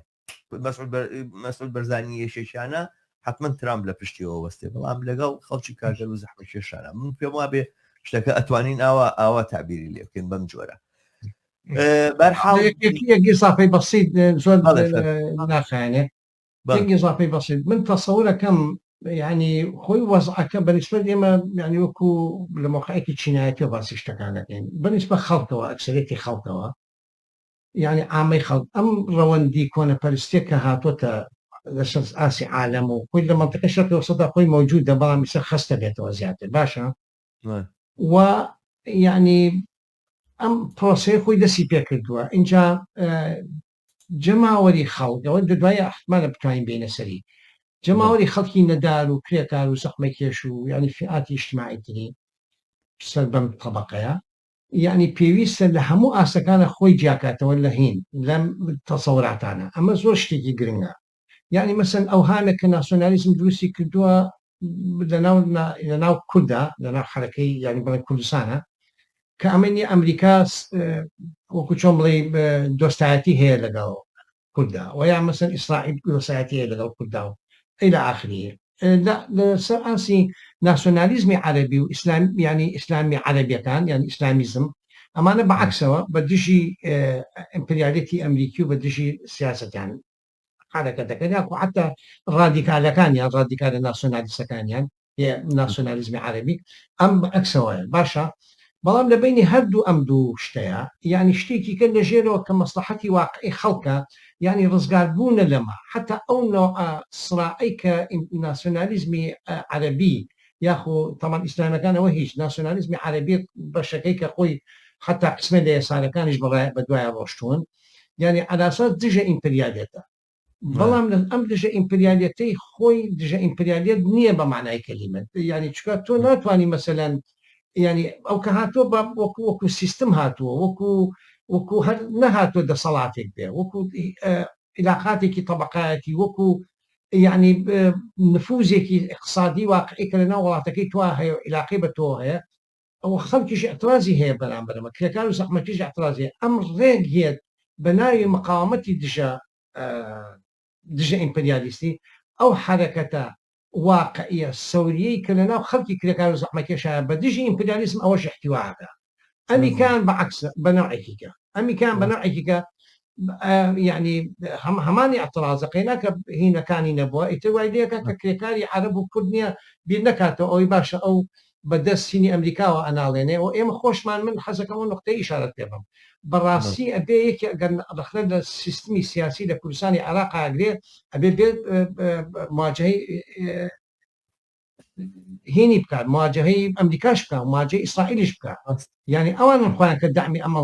ئەم نظامەکان ئەمان حتا نظامی سیاسیاندا عێراق بەم شکڵە دروست کرد و هێنایان دەسەڵاتیانیان دەسم ئەم هێزانە بە معنایە هەم لە کوردستان و هەم لەسەر ئاسی عێراق ئەوە من تەسەورەکەم ینی وچە نەزەرێک کە بێوێت تۆزە شۆڕژگەرانە و سۆشیالیستی و واقعی بێ ئەوەیە لە بەرامبەر هەموو بە هەردوو لایەنەکەیانە بە سنووربەندی خۆی بتا بێتە دەرێت لەو معادلێ زۆر باشە هاوڕێمە بچینە سەر بەشی ئەخیری باسەکانمان کە سەرخەتی گشتی سیاسەتێکی دروستی سۆسیالیستیە بۆ بەرەنگاربوونەوەی ئەم دۆخەنوێی دنیا لە هاتنی ترامپ و لە بڵێن باڵا دەستی نیۆفاشیزم لە ئاستی دنیاە و چیکردنی هێزە چەپ و سۆشالیست و کۆمیستەکان لە خۆرهەڵاتی ناوەڕاستە بەگشتی ئەمە لە سەر ئاستی دنیاە ئەتوانین بڵێن چه سیاسەتێک دەتوانێت وەڵام باتەوە بەڵام لەسەر ئاستی خۆرهەڵاتی ناوەڕاستە کە خۆمان لەوێین توی قسێک لەسەرەوە بکەین چیکردن چی بکرێت چی ئەتوانین بکەین وەکو ئەم هێزانە کە لەم ناوچەیە بوونمان هەیە بەرحاڵ سەرباری هەموو گوشارانەی کە چەندین ساڵە لەسەر کۆمونیزم سۆشیالیزم هەیە جوڵانەوەیکی سۆشیالیستی لە ئێران لە عێراق لە کوردستانە لە تەنانەت لە فەڵەستین و لوبنان و سووریا و میسر و مەغریبی عەرەبی و لە تورکیا و لە هەموو ئەم ناوچانەیە لە ئازار احتیفازی بەخۆیەوە کردووە گروپ و دەستە و تاقمی هەیە بڵین تڕۆحات و تەسەوراتی هەیە لە پراکتیکی سیاسیە محاولاکە بەشدار بێ کاریگەر بێ ئەم هێزە سۆشیالیستانە چی بکەن دە سۆسیالیزم بە معنایەکی عمومی باسی بکەن ئەگەرنا ممکنە لە ڕووی فکری و لە ڕووی تێڕوانینمانەوە اختلافاتی جۆر بە جۆرمان هەبێەوەوانە بەڵام بە گشتی منەوەی لە دۆخێکی لەم بابەتەیە کە گوشار و فشارێکی ئەمەنە بە قووەت لەسەر سۆشیالیزم هەیە من وازانم ئەوانەی کە زۆر مەبەستیان نییە سۆشیالیزمەوە ئەوانە بەجێ هەڵنەوە چە شتێکی تر هەڵەبژێرنەوەوانەی کە سۆشیالیزمماونەتەوە دیفاعیلەکەن ئەگەر بە هەڵاش بە سیاست بکەن ئەگەر بە نادروستیش ئارەستێکیان گرتوێ بەڵام بەو بانایەکە بەو دەرەجەیە کە ئیلتیزامیان بە کۆمونیزم و سۆشیالیزمەوە ماوە جێگەی خۆشحاڵیە جێگەی پشتیوانیەوە بە معنایەک بە بەشێک لە جوڵانەوە گشتێکە ئەتوانێت حسابی بکەیت چیکردن چۆن ئەتوانین بەرەنگاری بە چی ئەتوانین بەرەنگاری ئەم دۆخەنا لەبارە ببینەوە کە خۆرهەڵاتی ناوەڕاستی ئەکرێت سەرەتا لە جیهان و دواتر لە خۆرهەڵاتی ناوەڕاست بە بڕێەوە سەرخەتە گشتەکان چین دەست خۆش بێمە زۆر گرنگە ئەم باسە من تەمان ڕێز و احتام بۆ هەموو کەسێکە هەر جهتێک ینی کە دیپاعەکان لە مارکسیزم و لە سۆشیالیزم و لە یانی خۆی بەچە بەزانێت بڵێن ئەوە گرنگە ئەوە بەحسەکەم جارە نەچینە سەرەوە من تەسەورەکەم ئێمە بێ لە شوێنێکی کەەوە دەست پێ بکەین بۆ ئەوەی کە تەقیمێ وەزا بکەین کە چی بکەین یعنی ئەم ڕەوەندەی کە لە عالەما هەیە ینی لە حەدیژما باسیشمان کرد یعنی ئەم هجوومەی سەرمایە و سەرمایه‌داری بۆ سەر بەشەریەت باشە یعنی عملی ئەگەر ناوی بنێ پرۆلیتاریزیشنکردن ینی کردنی عامەی ئەکسەریەتی خەڵک بە پرۆلیتاریا بەوەی کە ینی ئەو مالیکەتەی سەرمایە نییە ئەو قودرەتەی نییە کە مەسەن بتوانێت هێزی کاری ئەوی کە بەکار بێنێت و استثماری کات و استغلالی کە باشە ینی ئەوە پێویست ناکە زۆر شاحیکەم ینی عملی پرۆلیتاریزە بوونی جەماوەری بەدینی خەڵک عالەمان نەک لە عێراقیان لە منطقەی شەرقی ئەوسەطە ئەمە پرۆسەیەکی زۆر واقعیە و زۆر خەزمەتەوە و یعنی بمعنایە ینی ئەم بۆ بە ئیستقطابێکی طبقاتی بۆ بە جەبسەگیریەکی طبقاتی یعنی هیچ سیاسەتێ ئەمڕۆ لە دنیا ناتوانێت ئازادی خوازانە و سۆسیالیستی بێ جوابی ئەم واقعەتە نایەتەوە و یەکێک لەگەڵ ئەم قوتبەی کە ینی ئەم قوتبە پرۆلیتاریا خۆی نەگونجێنێ و سیاسەتی ئەو تەڕحنەکە اینجا کێشە لە بەشێکی زۆر لە چەپ کە موجودە بەشێکی زۆر لە چەپ کە موجودە بەداخەوە ینی هێشتا سەرۆکاری لەسەر ئەم لەناو ئەم پرۆسەیان نییە ئەم پرۆسە واقعیە ئەم پرۆسە مادیە واقعی کە ڕوویاوە لەسەر ئاسی عالەمی لە منطقەی شەرقی زیاتر لە ئاستی سەرەوەی کۆمەڵگایە کە ئاسی سەرەوەی کۆمەڵگەش یعنی چی ینی ئاسی سیاسەتی برجوازی ینی من ناڵمەوەی کە سارەکان بوون بە برجوازی بەس متەئەسیرە بەو شێوەکارەی برجوازی عادەتەن خوارەوە خەپەقانەکە و ڕایەکیشە بۆ وەهمی خۆی ینی وەهمەکەی بەکارە هێنە بۆی کە سیاسەتی خۆی بەلێتە پێشەوە و ینی شەقی سوفی پرۆلیتاریاکە شەق ینی ڕیزەکانی تێگەیە و إلى آخره ئەمەی کە چەپە مەسەلەن لە ئەفکاری ناسیۆنالیستیەوە بیکرا لە ئەفکاری حتا ینی عدەم تهدیدکردنی واقعیانەی پرۆسەکان کە ڕۆیان سڵاعاتەکان کە ڕۆیان نەچوونە ینی بەکارنەهێنانی مارکسیزم وەکو منهج و نەقد وەکو تیۆری بۆ تێگەیشتن لە دنیای ئەمڕۆ ئەمانە هەمووی مەسەل مەشاکلێکی زۆر واقعین لەناو چەپا موجودە و ئەحزاب و حرکاتەکان موجودن کە تقریبا حتا وەکو کاری سیاسیش کراوە بە مۆزوعی ئاکسیۆنی سیاسی ینی بڵێن ئیشێکی سیاسیەکە ئیشێکی حیزبی منەظەمەکە بەیان دەرەکە یە مەسەلەن نیە نەشاتاتێکە حتا بەعضێ تەرجمەعاتی فەوقی لە بینی چەپەکانە على ئەساس کە بە ناوی ئینتەرناسیۆنالیزم و ئەمانەوەشەوە تعبیری لێ بکە هەرجانێکی کە ئەکەوێتەوە ئەم سونەتە زۆر قوی و قایمە لەناو خودی چەپە لەم وڵاتانەیە باش من ئێستا باس ئەوروپا ناکەین ئەمە ئەبێ کۆتایی پێدێ ینی یەکێک لەو شتانەی کە ئەتوانرێ ینی ئێمە هەموو جارە تعبیرە بەکارێنێ ینی زیندووکردنەوەی مارکسیزم جارێکی کەم مارکسیزم بە معنا کۆمەڵایەتەکەی بە معنا نەزەریەکەی بە معنا سیاسیەکەی بە معنای ینی وەڵامدانەوە بە معزەڵاتی ئەمڕۆی دنیا باشە تۆ ئەمڕۆ ینی وەکوتم لە پێشتریشە بەحسم کرد ئەم دنیا یعنی ئەم عملی پرۆلیتاریزە بەم شکڵ هاتوۆتە ئاراوە ینی تۆ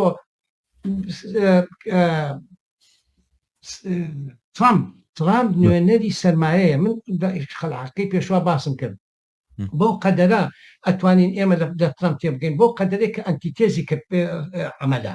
کرێکارە پرۆلیتاریایە بۆ قەدەری کە سیاسەتی لەناو داخلی ئەمریکا دژە کرێکاریە بۆ قەدەرەشە کە ئەینەشدیا و سیاسەتە دژە کرێکاری و دژە ئینسانی بۆ عالەمی دەرەوە نەقڵکاتەوە باشە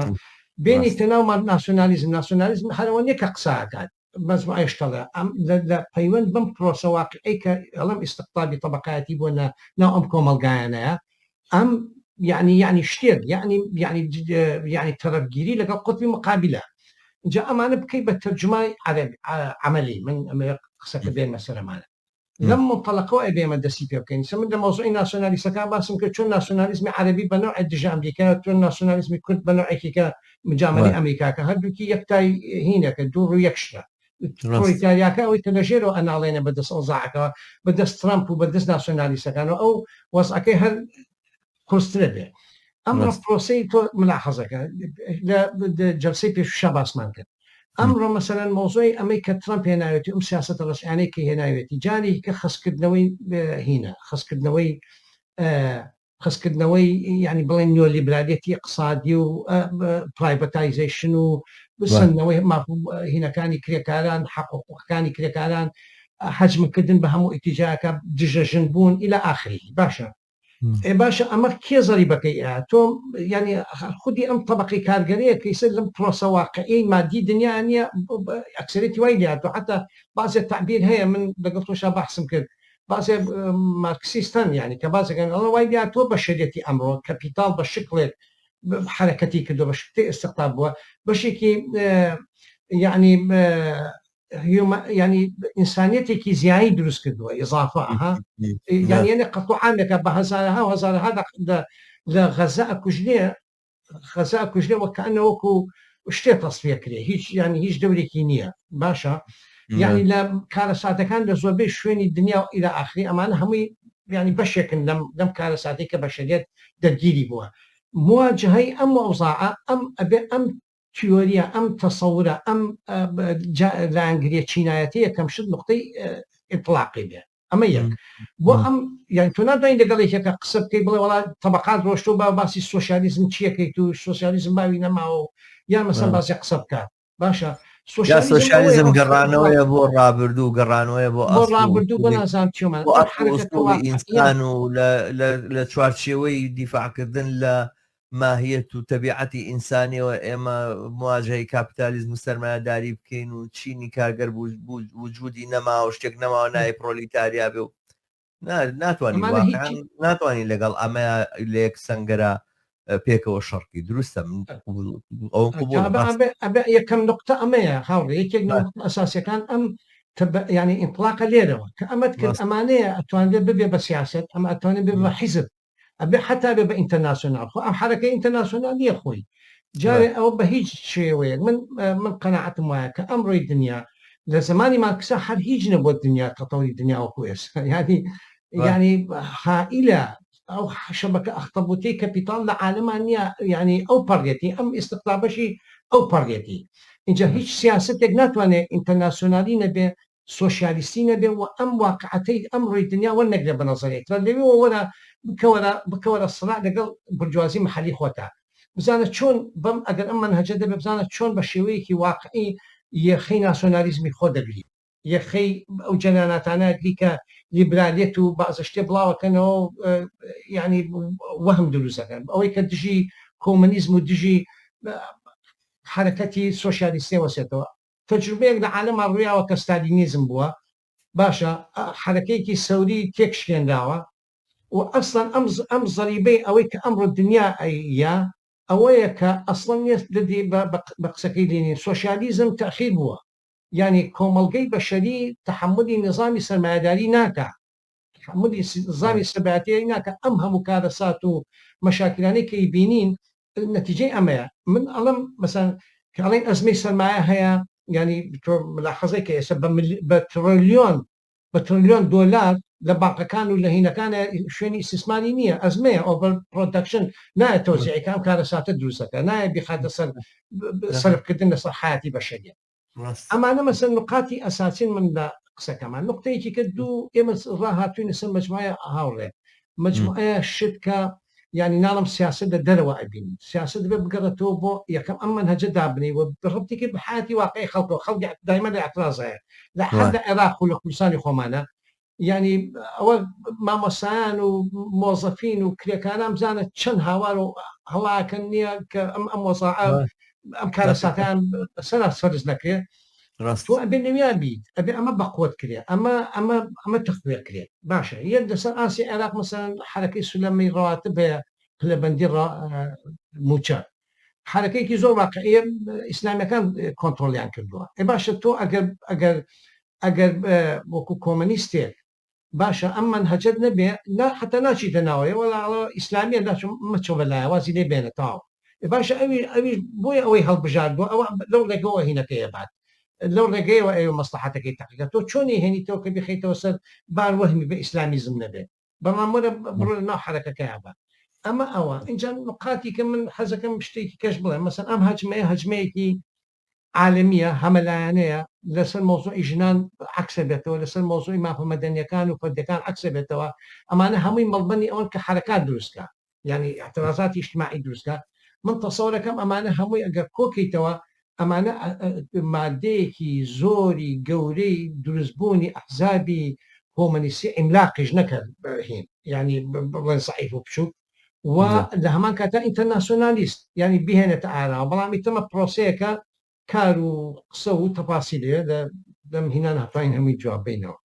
زۆر باشە دەست خۆش بێ من بە جۆرێک ئەو دۆخەی کە ئێستا بەسەر سەرمایهداری دنیاە دێ ئەو ئاڵوگۆڕەکە لە ڕووبینای سیاسی یاخود بڵین ڕووبینای کۆمەلگاکانە بەدیدێ بۆ دەستبەرداربوونی بۆژوازی سەرمایهداری لەم سەردەمەیە لەو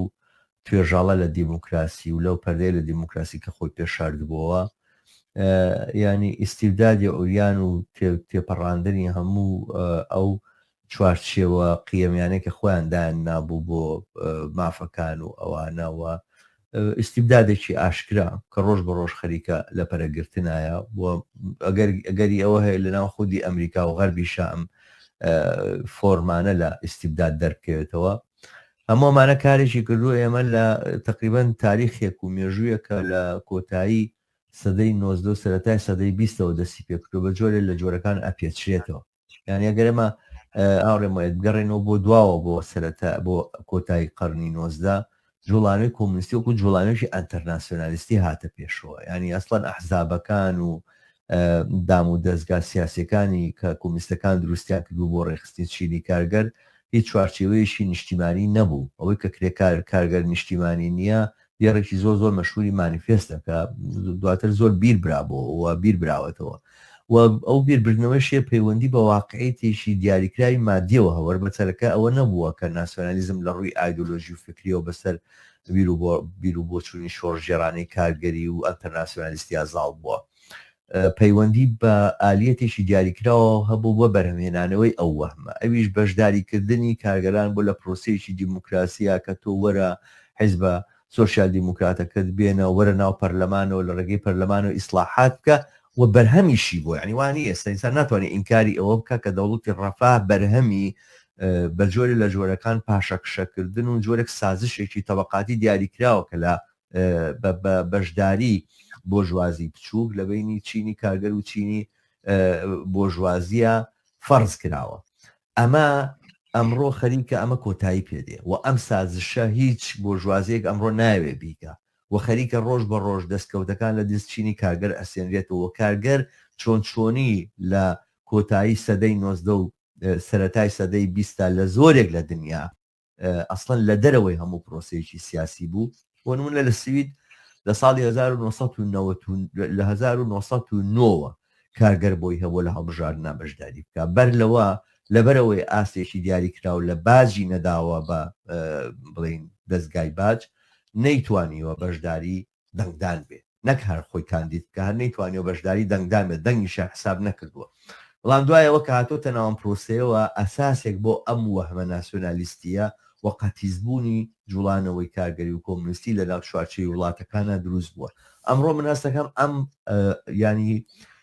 هەستەکەم چییە ئەوە ئەبینم کە ئەم جۆرە لە ئاڵوگۆڕ سەرنجام نەتیجەتەن بەوە ئەگا کە ئەم ئەساسی وەهمە کۆتایی پێبێن نەمێنێ و کارگەر خۆی واقعی لە دەرەوەی پرۆسی سیاسی ببینی ئەگەر بۆشی هەبێ دەنگ بدا بەڵام خۆی بینێتەوە ئەو لە دەرەوەی هەموو کاریگەری دانیانێکە لەسەر پرۆسە سیاسیەکە و ئەمە زمینەی ئەوە کاتەوە ئەمجارە ئەنتەرناسیۆنالیزم بە معنایەکی عملیەوەی کە تۆ باسێکی نەک بە معنای تەنها نەزەریات و ئێمە هەموو خەڵک برایە یاخود ئەنتەرناسیۆنالیزمێک کە ئەنتیتێزی ناسیۆنالیزمە ئەنتەرناسیۆنالیزمێک کە قساکە کە نەتەوە مانای نییە نەتەوەکان مانایان نییە بە نە ئەنتەرناسیۆنالیزمێک کە سیاسەتێکی جیهانی پەیڕەوەکە بۆ بەرەنگاربوونەوەی سەرمایهداری شەڕە لە بینی دەوڵەتەکانە شەڕ نییە کارگەر لە قوتبێک هاوستاوە لە بەرامبەر هەموو سەرمایەی دنیاە لە دەوری ئەهدافێکی دیاریکراو کۆبێتەوە بڕایم ئێستا زمینی هاتنە مەیدانی سیاتەکایی سیاسەتێکی لەم بابەتە دروست بووە و لە خۆر هەڵاتی ناوەڕاستیشە بڕایم کە مەڵتیقەیەکی کاریگەری دنیاە ئێمە کۆمیستەکان پێویستمان بەوە هەیە پێکەوە لە چوارچێکی فراوانتر لە دەوڵەتەکانە کۆ ببینەوە ئەزانم ئێمە لە ئاسی دەوڵەتەکانە وەکو ئەحزابیش ئەو کاریگەریە جددیەمان نییە لەسەر ڕووداوەکانەوە ناتوانین ببین بە بەشێک لە بڵین ئەو هێزانێکی خەریکن لەسەر دەسەڵات شەڕەکەن بەڵام کۆبوونەوە لە دەوری یەک لە ئاسی خۆرهەڵاتی ناوەڕاستە و پێڕەوکردنی لەسەر بەرنمەیە کە جواب بەم کێشە ناسیۆنالیستی و نەتەوەی و دینی و مەسایلی ژن و مەسایل کە هەمووی تێک لێک هەڵپێکراوە بداتەوە ئەمە ئەتوانێت ینی وەڵامێکی دروست و پڕ بە پێستی ئەم دۆخە نوێ بێت کە هاتوتەکایەوە ئەمە باش دەستخۆش منێک ئێسافی کە بکەم ئەگەر مەجال دەست خۆش بێەوە زۆر باش بوو ئەو قسانە دنیش لەگەڵ تامیانی بڵین بەعام یەک نقطە هەیە ینی بێجگە لەو سیاستانی کە باسمان کردو ئەو منهج و تەسەورە بۆ ئەوزاعی ئەمڕۆ شتێکی کە هەیە کە بێ ئینسان وەری گرێ بە نەزایەتی بە تۆ لەم ئەهدەیە ینی چ سیاسەتێنی تە ئاراوە مەسەن تۆ لە زمانی لە حەبی عالەمی یەکەمە سۆشیالستەکانی ئەو کاتە ینی عالم بەرەو کارەسا دەڕوا بەڕاستی خۆ تۆ سێری کە ئەو دەرەجەی هین ینی تەسلیح بوون لەو پەڕیایەتی باشە و یعنی حەبی اقتصادی هەرخۆی حربە احتمالاتی حتا حرب لەگەڵ هینە هەر ئەینەشت ئەمەی کە قساکە ترامپ ئەمە علاسا سڵح و ئەوانە ئەمانە هیچی وانە مەساڵحێکی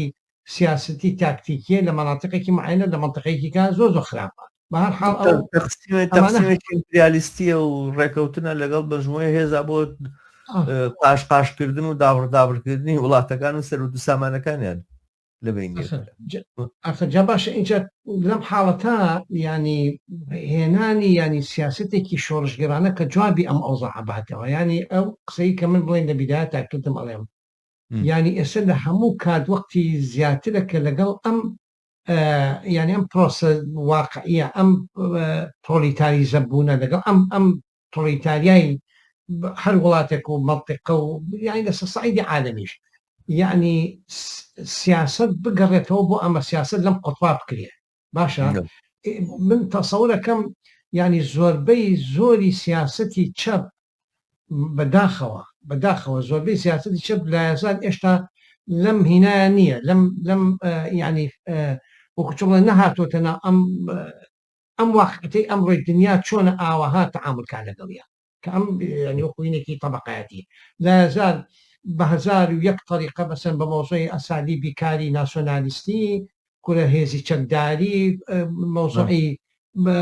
سکولاریزم ینی زۆر شت اینجا بێزگە لە ناسۆنالیزمێکی خست و خۆڵ حتا قسمێکیشی ئیسلامیە دیبادا هینێکی ئیسلامیەکاندا هینەکەی حماسە جەماعەتی هین بوون بە ئیسلامی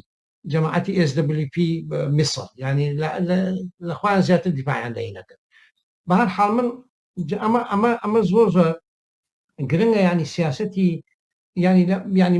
کۆمەنیستەکان ئەمڕۆ بەڕاستی ئەوە نیە کە ئێمە وەکو قسە ئەمان کرد بڵێن وەختی خۆی لینین جوابی مەعزەڵاتی ئەو مجتەمەعە یاوەتەوە دایما ئەوە تێتەوە بۆیە بۆ قوتە ئەوە حقیقەتە وایە تۆ جوابی مەسائلێکی واقعی ئەو ئەهدە ئەو مجتەمەعە ئەو وەزعاییتەوە جامە کە چۆن ئەم جواباییتەوە ئەبێت تۆ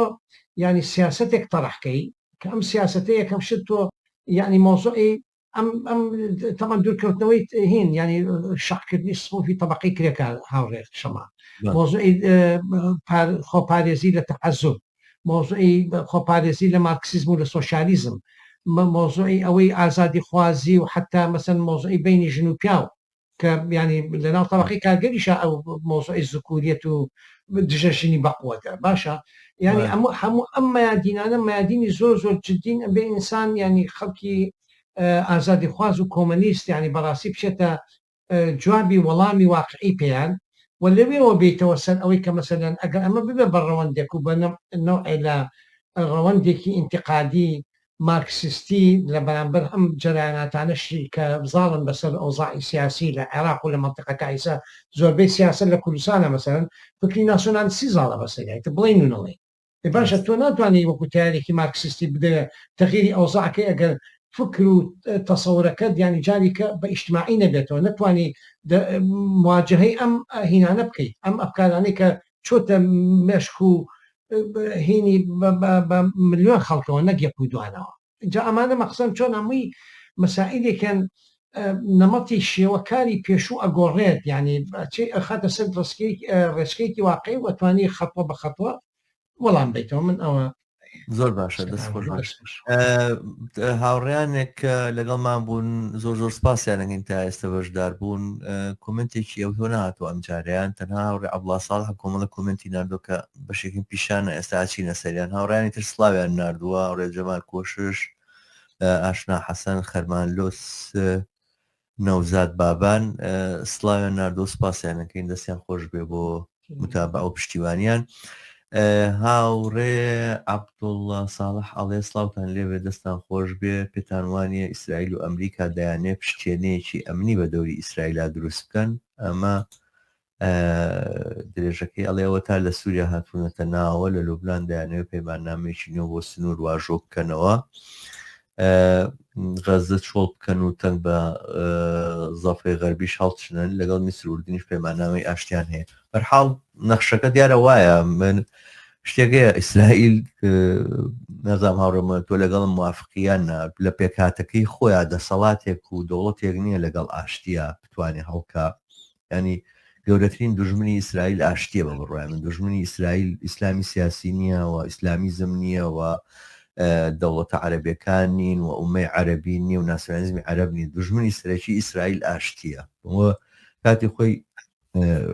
سادات ئاوایە و دەویت لێم گەڕێن بە معادەی کام دەبیت لەگەڵ ئیسرائیل ئیمزا بکەم. ئیسرائیل لە سایه ئاشتیەکە لەگەڵ دەوروبەرەکەی خۆیان خۆی لەبەی نەچێت، لەبەرەوەی کە وەکو کیانێکە بە جۆرێک بە سیکۆتین بەیەکەوە نووسێنراوەژی ناهی نییە. ئیسرائیل تەنها لەگەڵ یەک ئاشتیە ئەتوانێت هەڵبکات و ئەوانە کە بە جۆرە لە جۆرەکان هەیمەنەیەک و بیانیەوەی کە پێوتێ قولدوری یاخود ئەوە نییە گوندەیی بەسەر هینا بکە، بەسەر ناوچەکەی بکە. بەم جۆرە ئەتوانێت ئیسرائیل بە ئاشتی لەگەڵ دراوسەکانی بژی بەوەی کە بە جۆرێک هەیمەنەیەکی بەردەوامی بەسەریانەوە هەبێت و تەسەڵوتی بەسەریانە هەبێ. ئەمە ئەو ئاشتی کە ئیسرائیل داوایەکە. ئەمەش کە ئەمڕۆ ئەمریکا خەریکە لەگەڵ ئیسرائیل لە ئەنجامی با ئەوانە لە ڕاستای سیاسەتە ئیمپریالیستی و سیاسەتە گۆنەپەرستەکانی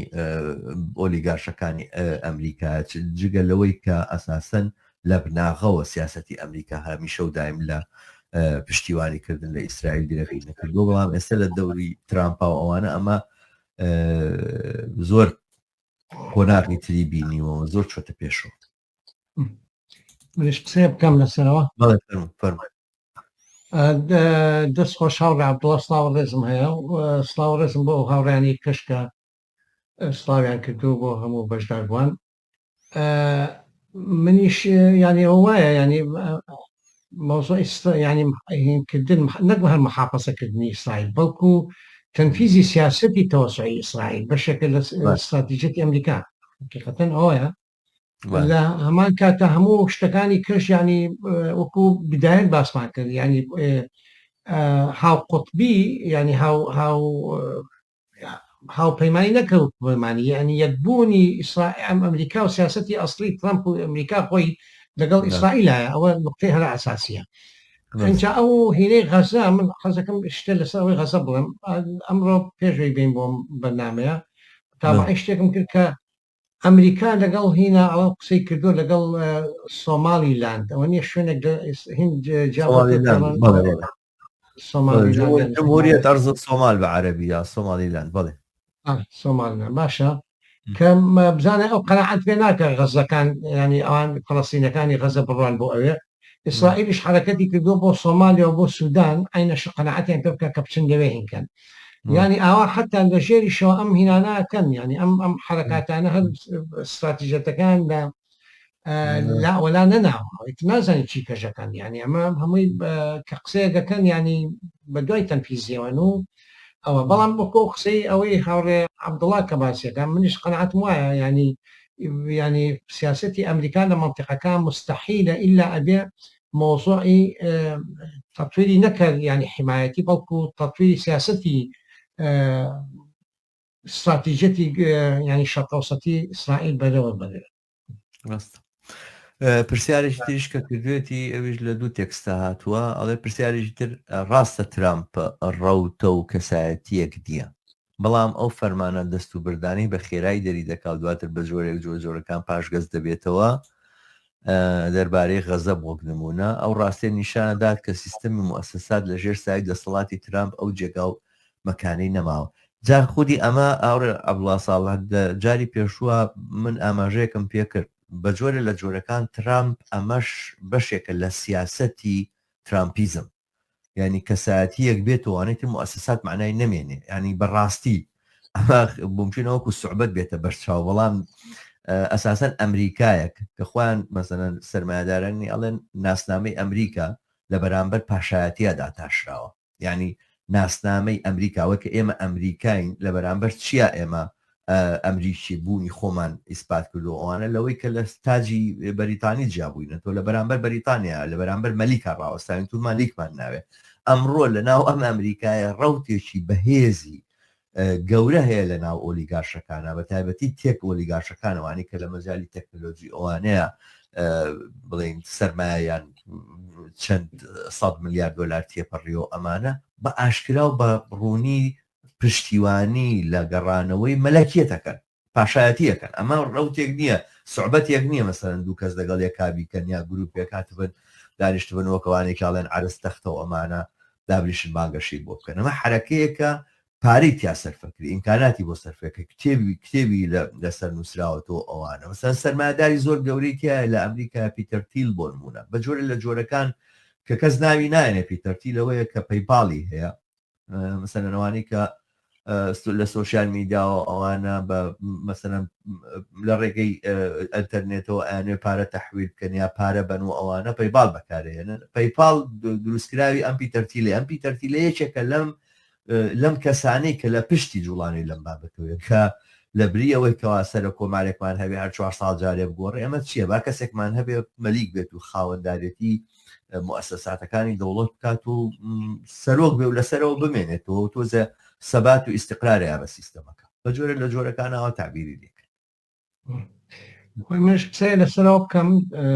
ئەوەی هەوڕە عەبدوڵڵا خۆی ئەوە وایە ینی ئەزانم ینی بڵێن مەجالێکی حڵەتی فەردی ترامپ هەیە لە شتەکە ینی ئەوە وایە و ئەم هینەشی ئەم ئیستبدادەشی کە دەستی پێکردووە و ئەم ئیجراعاتانەکە هەمووی نوعەوەکەوەی هاوڕە شەماڵیشتی ینی تەسبیتی ئەو هینەیە ئەو تۆ کۆنە پەرستی و ئەو حکومە پۆلیسیە ینی تقریبا حکومێکی پۆلیسیە بە معنایە فاشیزمە بە معنایە ئیتر بە نیۆفاشیزم ینی بەحاصل تەسەڵفاتی نیۆفاشیستیە و ئەوێ ئەمانە بکات بە نەمەت ینی مهم نییە کە ئەگەڕێتەوە دواوە تۆم لا حەزەکەن مهم نییە ئەوەی کە ئەکشێتە دواوە بەس مهمە ئەو ئیشە بکە ئەوە بەشێک نۆرماڵایزێکە نۆرماڵایزێکە نۆرماڵایز بە مجتەماعەکە ئەڵێ یێتە دوایە دوای پاشەکشەکە بەڵام پاشەکشەش ناکە ینی بە معنایە بە موقت نینێگەکە نازای لە دوایە ڕەنگە بە نوعێکی کەش بچێتەوە سەری بەڵام بە هەر حاڵ کۆمەڵگەکە ڕایەنێ و سیستمەکە ڕایەنە کە ئەبێ ئەمە بڕوات ینی ئەو نوع دیکتاتۆرێتە بەڕێوە بەرێ زۆر باشە هاوڕێمە تۆ با بگەیشتینە کۆتایی بەرنامەکەمان دەست خۆش بێت دوو بەرنامەی زۆر بە پێز بوو من سوودم وەرگرتووە وازانم کە جوابان بە زۆر مەسائلدایە بە تایبەتی تۆ پێشکە خستە سەر زۆر مواازەی کە پێویستی بە قسە لەسەرکردن بوو دیارە قسە باز لەسەروانە تاو نایە بە بەردەوامی ئاڵگۆڕی ترگێتە پێشەوە و معلوم نیە تا دوو هەفتێتر ترامپ چی ترەکە لە دنیا کە پێویست بۆ کە دووبارە دانیشیتەوە بار و ئەنجامەکانی لێکەوتەکانی قسە لێ بکەیت بەڵام بەرحاڵ لە ئێمە لە قۆناغێکی تایبەتی سەرمایه‌داریە ئەژین و قۆناغە ئاسایی نییە ئاوانی هەرسە داچوون و هەڵچوونێکی ئاسایی بێ تونپێچێکی گەورەی لە ژیانی سەرمایه‌داریە ئەمە لە قۆناغێکی زۆر حساسی ژیانی ئەم سیستەمەیە ئەژین هەموو ئەگەرەکان کراون بەرحاڵ قسە و باسی زۆرتر هەڵەگری ئەم بابەتە بەڵام دەست خۆش بێ ماندوم کردی کە لەم دوو بەرنمەیە مێدەوارم کە بینەرانیشمان بلینکی ئەم بەرنامە لەلایەن خوانەوە بە شێوازێکی فراوان بڵاو بکەنەوە لایەزار هەر کۆمنتێک هەیە پرسیارێک ڕخنەیەک هەیە حتمما کۆمەکمانەکە و بەرنمەکانی داهاتوومان ئەمە ئەخی بەرناممان ناوێت لەگەڵ هاوڕێم و ئەیەدا ینی ئەم دووە خەل بەم جۆرە بێت و ئێمەش بمێنینەوەوانە حتمما بەرنامێتر لەم بابەتانەکەین دووبارە زۆر سپاس هاوڕە شەماڵیان و دەستەکانە خۆش بێ منیش سوودم لێوەرگرت و ینی زۆر خۆشحاڵ بووم بۆی کە یانیم توانیمان ئەم دوو بەرنامەیە پێشکەشتین هیوادارم ینی توانی بێتمان شتێک بگەینی هەنە لایەنمان ڕوون کردبێتەوە و هیوایی دەدی خۆش دووتیانەیە لقاعاتی کە لەسەر مەسائلی تر ئەوزاعەکان ئەو گۆڕایە و زۆر سپاس و دەست خۆش بێ زۆر سپاس زۆستاویشم تەوان بۆ هەموو بینەران و بیسەران. بەڵێ ئازیزان و خۆشەویستان بەم جۆرە هاتینە کۆتایی بەرنامەی ئەمڕۆمان سبەینە لەگەڵ هاوڕە ڕەحمانە وەک هەموو پێشەمەیەک بەرنامەی دیالۆگ لەسەر پرسە گەرمەکانمان هەیە و ڕۆژی هەینیش لەگەڵ کاک حەسەن جوودیە چاودێرێکی دۆخی سیاسی باکوور و بڵێن کوردستانی تورکیا کوردستانی سووریا ڕۆژاوا لەگەڵمانە بێ بۆ وەڵامدانەوە بە هەندێک پرسیار سەبارەت بە پەیامەکەی وەجالان و ئەو دۆخە تازەی کە لە تورکیا و لە سووریا هاتوۆتە پێشەوە.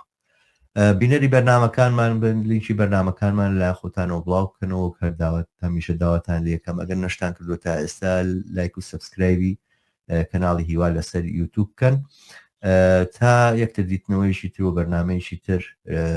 بە ئێوە ئازیز ئەگەینەوە هەموو ئێوەی خۆشەویست بە شادی و کامەرانی ئەسپێرین ڕۆژێک یان شەویشی خۆشتان هەبێ لە هەرجێگایەکە هەر بشین.